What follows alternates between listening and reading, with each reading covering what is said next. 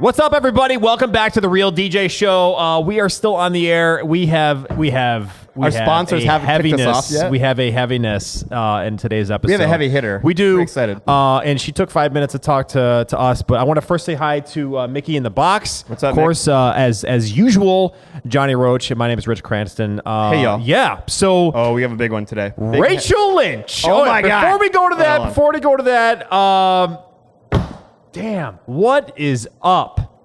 We have a little teaser though. Mickey, roll that one thing footage. I wake up, flex, thumb down now, check, no drip this, tell her run it up, no sleep, no rest. Johnny, bring her on, man. So this is the We've been one waiting thing, for a while our for segment this. where we reach out to other DJs in our community. This one though, we're super excited about because we're all fanboys of this person, right? Like when Mickey actually landed this guest, we're like, come on, no way.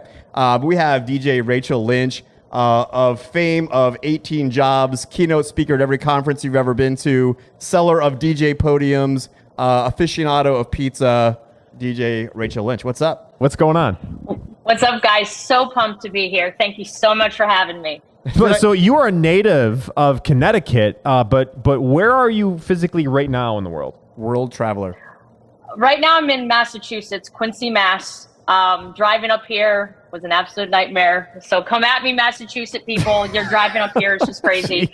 But I am born and raised in Connecticut, state of the best pizza in the entire world. Again, come at me. Wow. New Haven, Connecticut's where it's at. I was going to say, Dang, actually, I love that. Dave Portnoy, King of Pizza, says that New Haven, Connecticut is the best pizza on the planet. Sally's Pizza in New Haven, Connecticut, best in the world. What say you, Rachel Lynch, best pizza in the world? Modern Sally's, Pepe's, Tonelli's, dude, I live in the haven of pizza, and it's all within a 45-minute drive, no matter where I go. So, pretty dope. Jeez. All right, so we have Rachel. We're super excited. We're going to keep her for a bunch of segments. Hopefully, she doesn't want to hang up on us at some point. But this first segment is all about her. We're super excited to get her take on the one thing. But Rachel, before we get the one thing, could you give us like the superhero origin story of DJ Rachel and like how you got involved in your 18 jobs? It's a crazy story, guys. I've been running a professional company for about 10 years, but full transparency, I actually never wanted to be a DJ. It was never, a little girl's dream. I didn't come out the womb, spinning on turntables. I never wanted to be a DJ. But my brother was, and obviously little sister, tagging along, kind of digging in his room, touching all the stuff I'm not supposed to, digging in the CD collection I shouldn't have been touching too, so I had an idea of kind of like what he did and things like that. But again, like I never was like, hey, train me how to do this. So fast forward to when I was about 17 at the time, I had just got like my learner's permit, and he was upstairs getting ready to leave for a wedding that day, and my family and I heard a really loud crash in his bedroom. Well, come to find out, he had a medical emergency. He became unconscious due to diabetic complications that were undiagnosed at the time. He ended up becoming a type 1 diabetic. That's scary. So he's literally unconscious on the floor in his bedroom. We called 911. This was also before I was an EMT. Sure. Ambulance rushes him off to the ICU. Mom goes with him. So I'm kind of stuck with dad, deciding, what to do. Because I now knew that these people had no DJ. And this was also before GPS. This was like MapQuest days. Sure, yeah. This was when you still had to pay like 10 cents per text message. Those are the days right there. Like the instant communication wasn't there. So the best I could come up with was like, Dad, let's finish packing up the truck.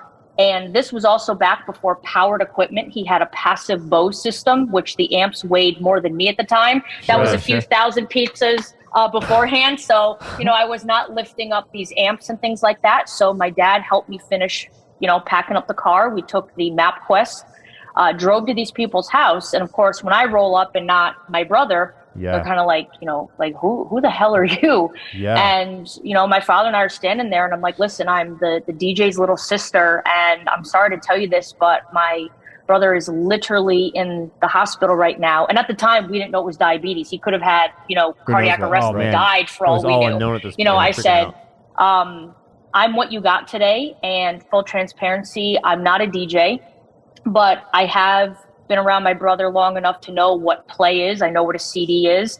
You know, I know where some of the music is in his catalog because I've messed around with it. So I'm going to do the best I can for you today. I'm better than nothing. I'm offering to do this for you if you want to have me. If not, I don't really know what else to tell you, but I'm all you got right now.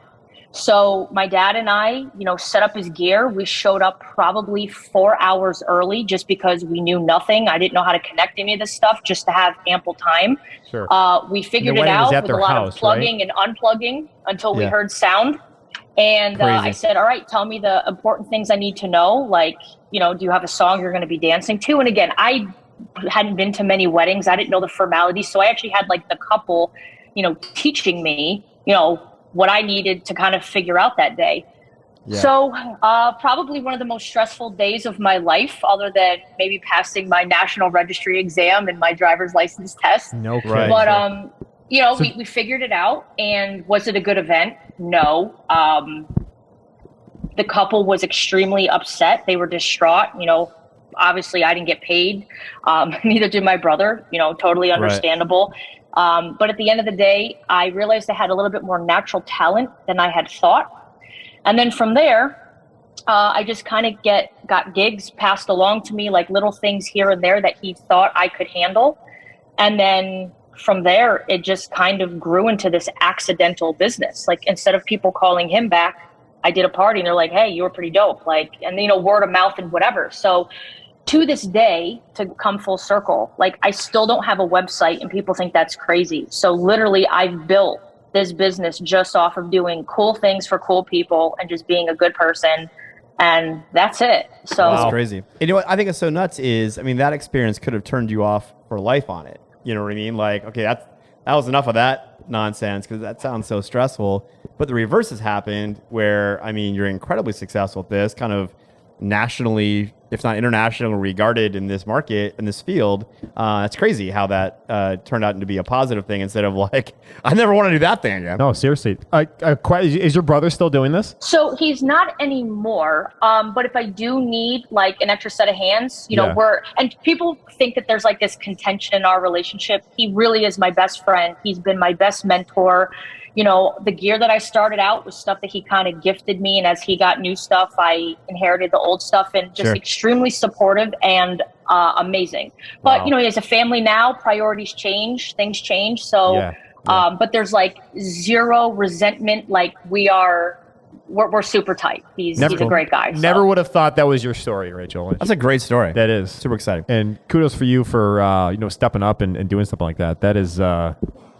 testament to your character. Wow. That's stressful. All right. So, you know, even if it wasn't for them, I knew like I wanted to do it for him, just to do the right thing for family. You know what I mean? Yeah. At least give him a chance to make the wrong right. And if they could have told me to turn around and go home, and I would have, you know what I mean? But at least wanted to do right by him, you know? And especially in a time of need where he was in crisis. Yeah. You should go find those people and do like an update on their lives. Yeah. Like now that you're so Pretty Woman moment. Well, now that you're so well regarded in this market, like to share with them that, hey, it started with your wacky attempt to like do their wedding when your brother wasn't well. I think that's a cool story. Well, that's awesome. To close things out, and before we go to another stressful moment in John's life where I kick his ass in BPM. Oh my God. How do people find you? Social media. I am on everything. So pretty much everything is at DJ Rachel Lynch. I have a YouTube channel, Instagram. I'm on TikTok, Facebook. I got my phone number posted on Facebook. Text me, email me. I am probably the most accessible human being, and I'm probably going to regret broadcasting this because trust me, I get calls and emails at 3 a.m. Hey, my virtual DJ crashed. What do I do? But either which way, I'm all about being accessible. So wait, can I give my DJs your number for that? Yeah, is that a thing? Call Rachel. Hey, well, on behalf of the industry, thanks for what you do. Yeah, we're super fans of yours, and you do a lot for the industry. I think that can't be said enough. Look, you're talking about that you're scared of that exposure sometimes, but I will tell you that for people in this market, you're an inspiration for a lot of people. I know women DJs, especially, that you're an inspiration for them, and for us. I mean, we, you know, hey, look, you know, try to like, hey, are our videos as good as hers? Or is our our gig logs as good as hers. So we appreciate you. Keep doing your thing. It's been a challenging and rewarding journey, but it all, again, comes full circle. So I just had an incredible moment, probably one of the pinnacle things of my career. Like, I've opened up for George Clinton, Gloria Gaynor. I've done some really cool stuff in kind of my short-lived career. But one of the things that I think, like, if I had to go to the grave with, it's one of the most special moments of my career to date. It's going to be probably 2 weeks ago. I was DJing for a local fire department. They did their annual awards ceremony dinner, and one of the moms came up to me and was like, hey, I know you're setting up, really sorry to bother you, but I just want to let you know that my 9-year-old is in love with you. Like, wow. I wake up to DJ Rachel, I go to bed to DJ Rachel, she's watching it on YouTube on her tablet, we listen to your mixes in the car. Like, I just want to let you know she adores you. And she wanted me to bring a shirt to this event and have you sign it. But she says, are you serious? I thought that was kind of weird. So she goes, honestly, would you just please sign like a napkin or something so I could bring it home to her? And I said, first of all, of course, but if it's okay with you, not to be creepy, but would you mind giving me your address? Because I'd like to do something way better than a bar napkin, for your daughter. That's so awesome. The following week, I just hopped on Amazon. I got a pair of, dope Bluetooth headphones, pink, to kind of match my logo, and she could plug them in and stuff, and wrote her a handwritten note saying, listen, if you ever want to be a DJ, here's my phone number. And if not, that's okay too. Just be kind, stay amazing, grow up and be a good person. And wrote her a note, mailed it off to her with a couple of DJ Rachel stickers. And, wow. I hope she's loving it now. But guys, that was just so cool. That is, dude, I did. That is so cool. I followed that story actually when Rachel posted about it, and I did too. I was like, oh my God. You don't know sometimes the impact you're making. The impact you have on people, especially when it comes to their music. DJ Rachel Lynch. Thank you so much. Hey, thanks for watching this episode of The One Thing, our weekly segment where we highlight the hardworking mobile professional DJ. Make sure you give this DJ some love in the comments below. Of course, we want you along every time, so make sure that you like this video, subscribe to our channel, and ring the little bell so you get notifications of all of our new content. We'll see you next time.